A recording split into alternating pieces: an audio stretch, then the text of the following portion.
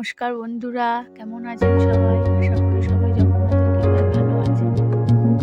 আজকে রবিবার, ঠান্ডাটাও খুব বেশিই পড়েছে আজ। আজ রবিবার, মা মনসার ব্রতকথা পড়ি আর মা মনসাকে আজই দুধ কলা দিই। অনেকে আবার বৃহস্পতিবারেও দেয়, কিন্তু আমরা রবিবারে দিই মা মনসাকে দুধ কলা।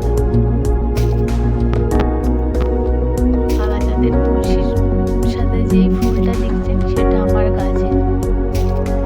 কালাজাদের শুনেছি হলুদ জিনিস খুব পছন্দ, তাই রোজই চেষ্টা করি একটা না একটা কিন্তু ফুল কালাজাদকে দেওয়ার, হলুদ ফুল। আর এখনো গাছে শিউলি হয়ে যাচ্ছে, হয় খুবই কম, কিন্তু রোজই একটা দুটো করে পাই। তার আমারও হলুদ ফুল খুব পছন্দ। মা মনসাকে দুধ কলা দেওয়া হয়ে গেছে। আজ রবিবার, মায়ের বই পড়তে হয়।